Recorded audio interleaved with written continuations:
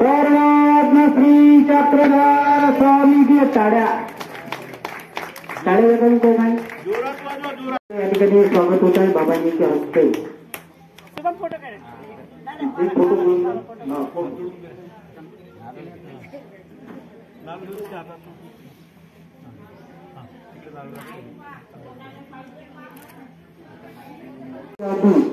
या ठिकाणी 12 वर्ष पूर्ण झाली।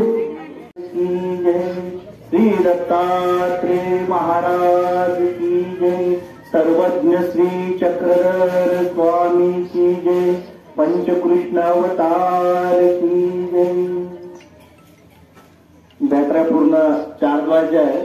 आता बाहेरनी जेवढे बोलून राहिलेले आहेत त्यांनी आमच्याकडे पहा, कारण की आता लवकर गोविंद प्रभूवर आले होते। आता एक आवाज श्री गोविंद प्रभू महाराज की जय। हाय बॅटरी चार्ज आहे, चालू आहे समोर नाही का। फार अशी भूक लागलेली असेल, आम्हाला त्याची कल्पना आहे, आम्हालाही लवकर लवकर जायचं आहे, असं काही नाही, आम्ही तर कितीच असतो नाही का। आणि सर्व हे पाहता याचे माझे मार्गदर्शक म्हणेल मी त्यांना, असे आमचे बाबाजी, गावणगाव निवासी बाबाजी, परमपूजनीय परमहंत आचार्य गावणगाव निवासी बाबाजी, त्याचप्रमाणे या कार्यक्रमाला ज्यांची प्रामुख्याने उपस्थिती आहे ते परमपूज्य परमहंत जेऊरगावकर बाबाजी। आणि या ठिकाणी आपण साधू संत तपस्वी सर्व बाल गोपाल भिक्षुक वासनिक सर्व नामधारक दर्शनीय सर्व या ठिकाणी सर्वप्रथम कानापती बाबाला दंडवत करून मी आपल्या वक्तव्याला सुरुवात करतो। भगवान श्री चक्रधर स्वामी आल्याशिवाय काही मजा येणार नाही का।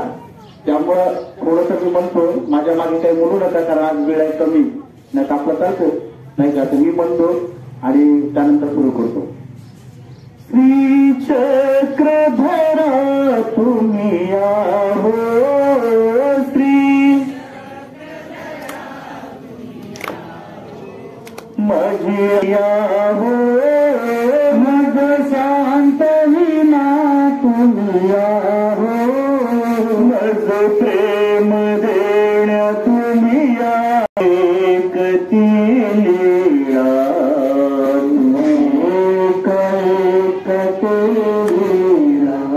श्रवण करिता परमेशा, श्रवणी सदा मजवाटे जवळी सदा, राहतो स्वामी माझा, राहतो स्वामी माझा, मग श्रुती किंमत द्यावं मला, तुझ्या प्रेमात मी राहो।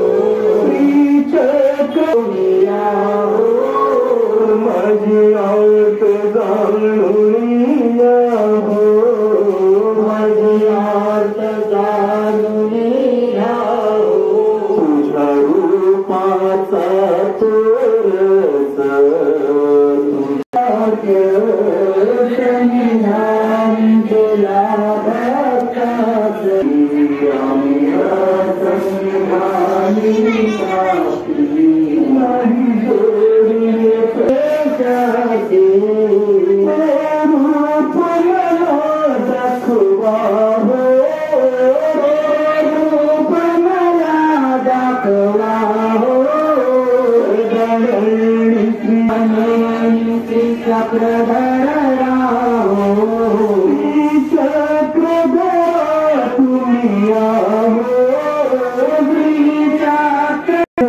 फोन केले. आता तिथे दंडोत घालताना सुद्धा त्या रडत होत्या. आणि परमेश्वराला काय पाहिजे, स्वामी काय म्हणतात, आणि त्या तुम्ही नामाचे 10 वाजता मूर्ती ज्ञान वाजता त्यातून काय पाहता नाही का, कोरड्याने गुन्हे स्मरण केल्या काय वेळ नामोक्ष होईल म्हणलेलं बरं का. ब्रह्मविद्या सुद्धा चांगला अभ्यास आहे. नाही झालं तर बाबाजींकडे जायचं, वराजी बाबाजींकडे जायचं, विचारायचं तुमच्याकडे आल्यानंतर. ते तुम्हाला सांगण्यासाठी तत्पर आहेत. पण तुम्ही काय होतं ते अभ्यासच करत नाही. मानव लोक आपले अभ्यास करत नाही. हा मोठा प्रश्न आहे बरं का. मग कुठेतरी काहीतरी भरत घेऊन पडतात. तसं करू नका तुम्ही नाही का. कोरड्याने गुन्हे स्मरण केल्या काय वेळ ना मोक्ष म्हणलेले आहे ना. तेची अर्थपूर्वक ओलेने गुन्हे स्मरण केल्या काय वेळ ना परमेश्वराचे प्रेम म्हटलेलं आहे की नाही. आणि या सृष्टीची रचना भगवंताने आपला आनंद देण्यासाठी केली, आपला प्रेम देण्यासाठी केली. पण ज्ञानाशिवाय प्रेमाची निष्पत्ती होणार नाही. होईल पण कसं भाव व्यभिचार्य सुद्धा आहे. जेवढा सेन्सेक्स सारखा वर चढणार भाव तेवढा खाली उतरतो बरं का. म्हणून त्याला ज्ञानाची गरज असते. तर रणांगणामध्ये अर्जुन भगवंत रथ थांबवतात. इकडे कौरव इकडे पांडव तुम्हाला माहिती.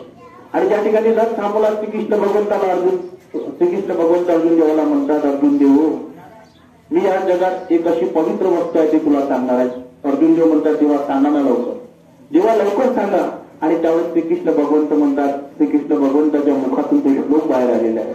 लई ज्ञानेन सदृश्यम पवित्र मी विद्यते. हे अर्जुना या जगात ज्ञानासारखी कुठलीही पवित्र वस्तू नाही. म्हणून तू ज्ञान घे आणि त्या ज्ञानातून प्रेमाकडे वळायचं आहे. म्हणून या धर्मसभेचे आपण आयोजन केलेलं आहे. लक्षात ठेवायचं. कारण की ज्ञान घेतल्याशिवाय तुम्हाला प्रेमाची निष्पत्ती होऊ शकत नाही का. आणि म्हणून ज्ञानातून प्रेमाकडे वळा ते अगदी चांगलं राहील. म्हणजे भाव व्यभिचार्य होणार नाही, भाव बदलणार नाही. आणि म्हणून या ज्ञानाची निर्मिती आहे. आणि म्हणून सांगण्याचं तात्पर्य धर्मसभा घ्यावं लागते. या ठिकाणी साधाईसांचा जो भाव होता, तुम्ही जे अन्नदान करता, स्वामींनी म्हटलेला अन्नदान ते उत्तम. विचार मार्केटच्या त्या टीकेमध्ये आलेले आहेत. फार सुंदर विश्लेषण आहे. का ते मनुष्य ज्ञान ते उत्तम का ते मनुष्यत्वाचे साधित असे.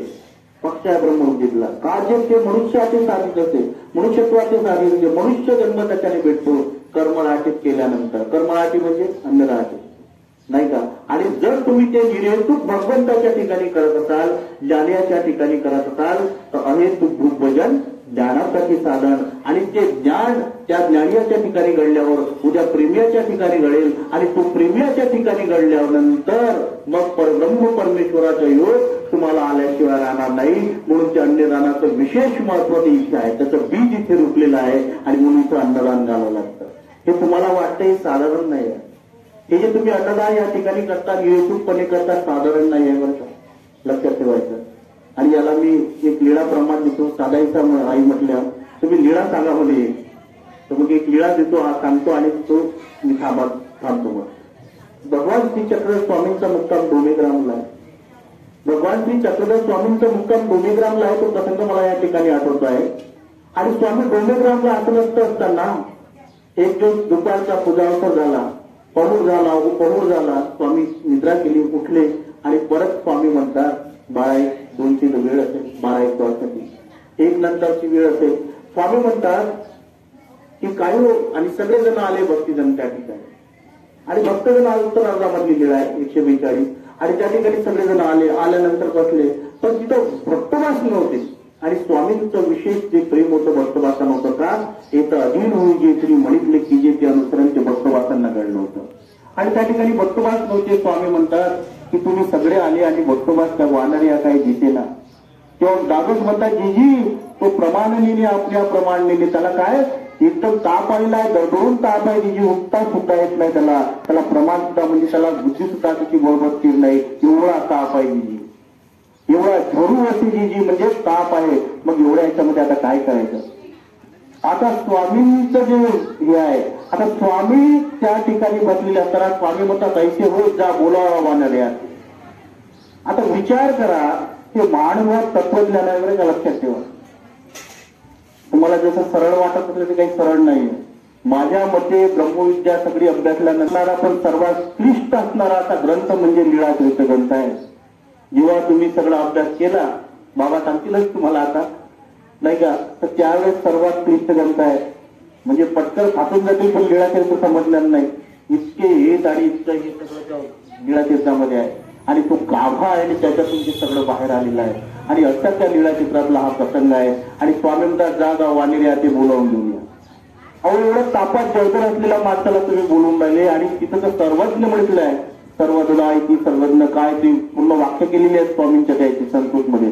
मग आता एवढे मोठे सर्वज्ञ सर्व जाणकार काही एका ब्रह्मांडाचे पाहतात का, अनंत ब्रह्मांडाचे पाहणारे असे सर्वज्ञ ते म्हणतात की जा वानऱ्या ते बोलावून घेऊन या. त्यांना माहिती होतं की ताप आला आहे.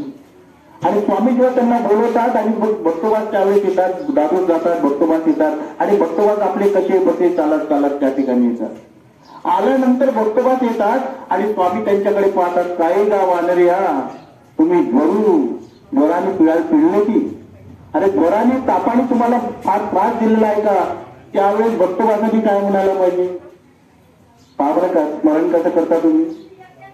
आणि त्यावेळेस भक्तवासांनी काय म्हणाले म्हणजे आपल्यासारखं असं जी ताप कोबत आहे, आता काय करू, गोळे दिल्या डॉक्टरला पण बसतच नाही जी, सगळे घराने 5 रुपया 10 रुपयामध्ये आपले सगळे असते आहे की नाही.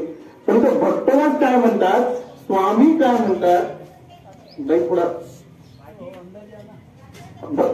चालू द्या. मग भक्तवास काय म्हणतात, आमची लिंक तुटते बरं का, तुम्ही थोडस. मग भक्तवास काय म्हणतात, स्वामी म्हणतात काही का वानऱ्या ज्वराने पिढी होती तुम्ही, ज्वर फार ताप आलाय त्याच्याने तुम्हाला त्रास होतोय का. भक्तदास म्हणतात तुझी कोण म्हणताय.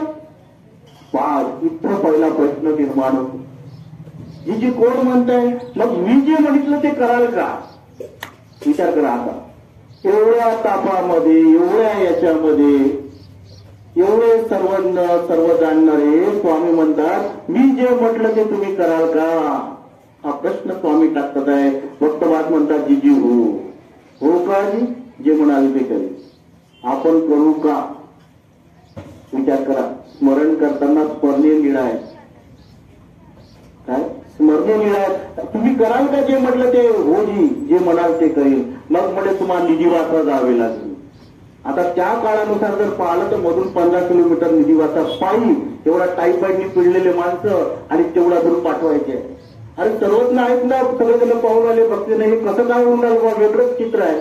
एवढ्या तापात माय माऊली एवढे करुणामय परमेश्वर आणि भक्तवासांना म्हणतात निधिवासा जावे लागेल. ते म्हणतात हा जी जाल का, ते म्हणतात हा.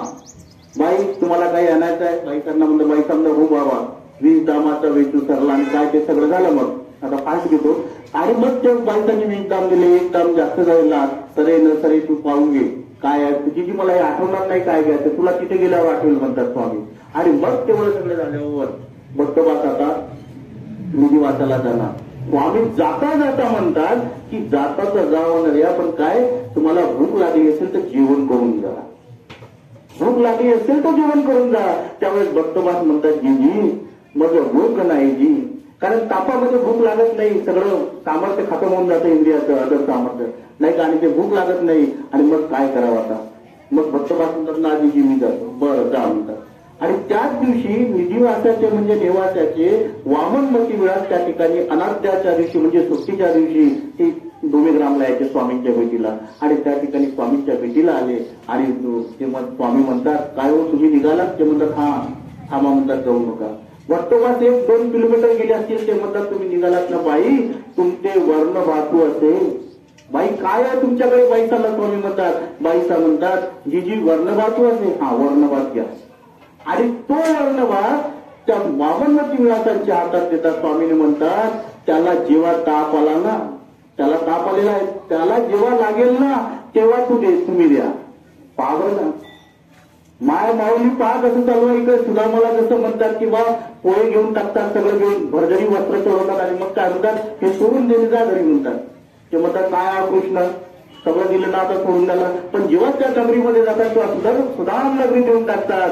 सुवर्णाची नगरी हे मकाया, नाही का, ते सुदामाची नगरी त्याला देऊन टाकतात. ते सुवर्ण नगरी हेमनगरी. आणि तसं इथं बघतो वाचना स्वामी म्हणतात जा आणि त्याच्या बाजूला वामन मतविडा जातात. ते जिथं तो थांबला म्हणतात त्या ठिकाणी काय करा, त्याला ही शिदोरी द्यायची म्हणतात.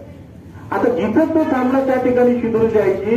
1 किलोमीटरवर बटुमास आणि 1 किलोमीटर हे, आणि सगळं जाता जाता एक पाऊल टाकला, दुसरा पाऊल टाकला, तिसरा पाऊल टाकला, आणि त्या जंगलामधून मधून जाता आता भक्तवासांचा ताप कमी कमी कमी कमी होत गेला. आपोआप झाला का? आता जाऊ दे, त्या गुहेभागात मी काय करणार नाही. आणि मग त्या ठिकाणी तो ताप कमी कमी होत गेला आणि त्यांना भट्ट कणकेश्वरा बांधले. त्या घाटावर पण गेले आणि त्या ठिकाणी दरदरून भूक लागली. आता आंघोळ करावं असं वाटलं, ताप सर्व गेला. आंघोळ केली. पहिलेच्या काळात लोक आंघोळ करायची, आंघोळ केली. आंघोळ केल्यानंतर परत भक्तवासांना आता सगळं छान झालं. पण आता भूक लागली. 8-10 दिवसाच्या उपाशी माणसाला विचारायचं भूक कशी असते, राहू शकत नाही माणूस. आणि ताप आल्यानंतर त्यांचं काय, आणखी भूक लागली की भूक एवढी तेज होती त्यांची की त्यांना काही सुचेना काय करावं काय नाही. त्यावेळेस त्यांच्या डोक्यात आलं काय की मला स्वामींनी म्हटलं होतं काय जेवण करून जा, तर मी जेवण करून गेलो नाही. अरे कसं काय, तू भोजन करायला पाहिजे होतं. आणि आता तर दरदरून भूक लागली, इकडे पाहतात काही नाही, इकडे पाहतात काही नाही. आता काय करावं काय नाही. भक्तवासांना काही सुचेना. भक्तवास त्या ठिकाणी बसले आणि भक्तवास बसल्यानंतर आता वामन मतविडासांनी मागून पाहिलं, कारण स्वामींनी सांगितलं तो जिथे थांबला तिथे त्यालाही द्यायचं. आणि मग वामन मतविडास मागून आले आणि वामन मतविडास तेव्हा म्हणतात बघतो जेवाल. त्यांनी एकदम मागे पाहिला, तुम्ही बघतो जेवाल. तेव्हा हे म्हणतात भक्तवास काही जेवू, इथं काहीच नाही तर जेवण कशाचं करू. आणि त्यावेळेस वामन मतविडास म्हणतात का ना हे शिदोरी तुम्हा काले गोसावी पाठवली हो. काय प्रसंग आहे, हे शिदोरी तुम्हा काळने गोसावी पाठवली हो. आणि त्या ठिकाणी जशी ते शिदोरी सोडतात, भक्तवास ते शिदोरी काढतात आणि पहिला बाग घास घेणार, ढळा ढळा अश्रू काढतात, ढळा ढळा अश्रू काढतात. आणि त्या ठिकाणी भक्तवासांचं एक वाक्य आहे काय, माझी गोसाव्यांची माझी चिंता, माझ्या मायमाऊलीला माझी चिंता आहे हो. आणि त्या माझ्या मायमाऊलीने शिदोरी हे माझं कारणे पाठवली आहे. आणि जसं पहिला घास घेतात भूक लागल्यावर ढळा ढळा अश्रू काढतात आणि म्हणतात हे अन्न नाही काय, हे अन्न नाही तर माझ्या स्वामींनी माझ्या मायबावनींनी त्या करुणागणाने पाठवलेलं हे माझ्यासाठी माझ्या स्वामींचं प्रेम आहे. ते प्रेम बोलत आहे. आणि म्हणून ते त्या ठिकाणी जेवताना ढळाढळा गाळतात. आणि वाजेश्वरीला जेव्हा शेवटी माई बघतो त्याचा बघतो इसने कायसे रडत असा, कायची चिंता करत असा. त्यावेळेस सुद्धा पारिमंडलले पाठात तो पाठ आलेला आहे. आता तुम्हाला आतमधलं काय घेत नाही, त्याच्यात सुद्धा सांगितलेलं आहे की बा त्यावेळेस भक्तवास म्हणतात की ना गोसावीमध्ये निधिवासा जाता जे शिदोरी सांगितली आहे ते शिदोरी मी आठवीत असे आठवत होते बघतो. आणि ती शिदोरी भक्तवास आठवत होते शेवटपर्यंत. लीळा आमची समोर आहे पण वेळ फार होईल. आणि म्हणून मी त्या आपल्या भजनामध्ये त्या काव्यामध्ये वाक्य टाकलेलं आहे की भक्तवास ज्यावेळी शेवटी आठवायचे, खूप रडायचे हे शिदोरी ऐकून. ही शिदोरी देवापर्यंत त्यांनी प्रतिपाळली. ती आठवण, ते लीळा, त्या चिंतन त्यांचं सतत असायचं. आणि कुठेतरी स्मरणात कमी पडले तर भक्तवास अनुचित गर्दी मूर्तीस्थळांमध्ये आल्या दुःख करायचे की एक तरी वेळ थोडासा चुकला की ते दुःख करायचे असे भक्तवास. आणि त्या म्हणून मी ते काव्य म्हणतो आणि या ठिकाणी माझ्या शब्दाला विराम देतो. तर ते भक्तवास म्हणतात ते अनन्य होतं, माझ्या स्वामींनी पाठवलेलं प्रेम होतं. आणि म्हणून भक्तवास म्हणतात चक्रधर, म्हणजे स्वामी गेल्यानंतरचा हा प्रसंग आहे. स्वामी उत्तरापंच निघून गेले, भक्तवास वाजेश्वरीवर रडायचे. माई भट्ट विचारतात त्यावेळेस हा प्रसंग आहे. श्री चक्रधर माझ्या परेश विनवू किती मी तुला, एकटी पडला वानर तुझा परतून येणार. देवा येणार ती चक्रधरा यार का साधून गेला रे देवा, येणार तुझी आठवण करतो आहे मी. काय मी तुला लिहिलं तर अरे येणा माझं स्वामी येणा आणि असे ते म्हणून रडायचे. श्री चक्रधर माझ्या परेश मिळवू किती मी तुला एकाची पडला वानर तुझ परतून येणार बहुज्वार सीता पाठविले तू निधिवासाला मजला देवा मती विलास शिदोरी देता अश्रुवाळी माझ्या नयना अंगण कोणी प्रेम ते होते कसे विसरू तुला एकाकी पडेला वानर तुझा परतून येणार. त्या ठिकाणी जी शिदोरी सांगण्याचं तात्पर्य महत्वाचं म्हणजे ज्यांनी कोणी तो वर्ण वाचून पाठवला असेल त्या आमच्या साधाईसांनी इकडून भिक्षा माग तिकडून भिक्षा माग तिकडून भिक्षा माग तिकडून भिक्षा माग ज्यांनी कोणी ते शिदोरी पाठवली असेल आणि ती भट्टवासांसारख्या अधिकरणाच्या मुखात गेलेली असेल ते 30 प्रवचन काय पूर्ण जीवन प्रवचन झालं का. आपला प्रेमोपायाच्या 14 उपायापैकी एक आहे तुकारिका भुकलिया थोर गुंते नाक केसले गुंते. आमचे पूजनीय अचल मुरारी वास म्हणतात की गाळ लाळ तयारची प्रेमाची वेळ असे गुंते आणि म्हणून ते क्रिया प्रेमोपाय गेली तर ज्याचं तो वर्णभात असेल तो किती भाग्यवान असेल याचा विचार करा आणि त्या हेतूने तुम्ही सुद्धा अन्नदान करा. ते तुमचं गोसाव्यांपर्यंत पोहोचल्याशिवाय राहणार नाही एवढं बोलतो. आणि याच ठिकाणी परमेश्वराला प्रार्थना करतो परमेश्वरा आमचे हे जे जीव आहे सर्व तू या सृष्टीची रचना तुला आनंद देण्यासाठी केली तर परमेश्वरा या साधायताना आणि सर्वांना आणि या त्यांनी जे जमवलेले सर्व समुदाय आहे यांना तू आपलं चिरायू जो आनंद आहे तो सतत दे ज्याच्यासाठी या कार्यक्रमाचे आयोजन केलं. आणि याच ठिकाणी मी थांबतो आणि सर्वांना परत साधायचं ताईंना सांगतो की तुम्ही मला बोलवलं त्याबद्दल त्यांचे आभार. सर्वांनी मला ऐकून घेतलं. या ठिकाणी